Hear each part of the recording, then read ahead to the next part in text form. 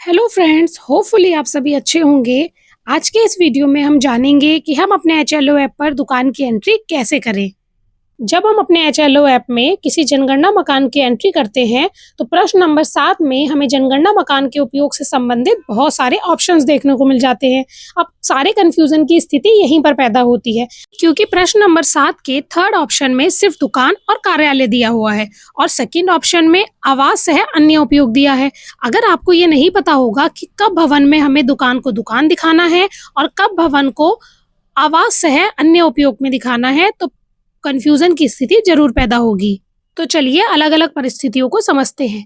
जैसा कि आपको चित्र में दिखाई दे रहा है कि एक भवन है जिसमें एक दुकान बनी हुई है, तो हम अपने एचएलओ ऐप में इस दुकान के फर्श, दीवार और छत की परिस्थितियों को भरकर प्रश्न नंबर 7 में ऑप्शन नंबर थर्ड यानी दुकान सेलेक्ट करेंगे और उस दुकान का उपयोग लिखकर आगे बढ़ जाएंगे और अपने पूरे फॉर्म की समीक्षा करके पुष्टि करे पर क्लिक कर देंगे। अब हमारे सामने दूसरी स्थिति ये आती है। इस भवन की परिस्थिति ये है कि इसमें ऊपर भी लोग रहते हैं, नीचे भी लोग रहते हैं और इन्होंने साइड में एक छोटी सी दुकान खोल रखी है जिसके जाने का रास्ता इस घर के मुख्य दरवाजे से ही है।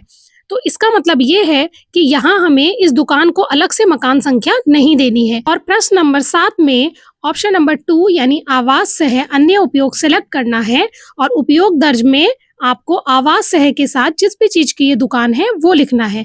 इस तरीके से मुझे उम्मीद है कि अब आप समझ गए होंगे कि जो मोहल्लों में घर होते हैं और ऐसी छोटी छोटी दुकानें बनी होती हैं, उन्हें आपको आवास सह अन्य उपयोग में दिखाना है।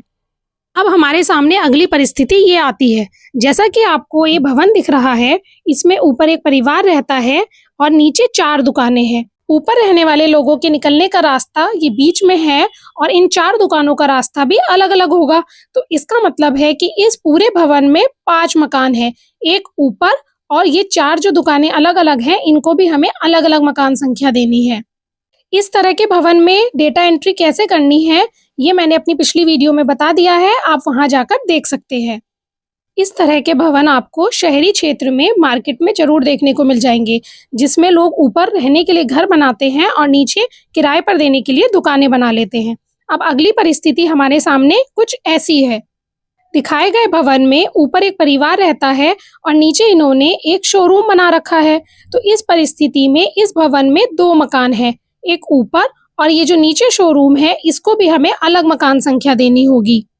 अगली परिस्थिति हमारे सामने कुछ इस तरीके की है।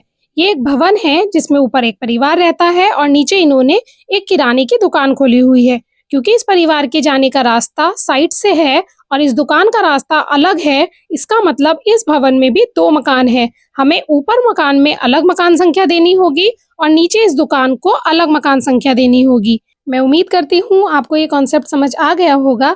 फिर भी अगर आपको कोई डाउट हो तो आप मुझे कमेंट कर सकते हैं। वीडियो पसंद आई हो तो इसे लाइक कीजिए, शेयर कीजिए और मेरे चैनल को सब्सक्राइब कीजिए। Thank you for watching.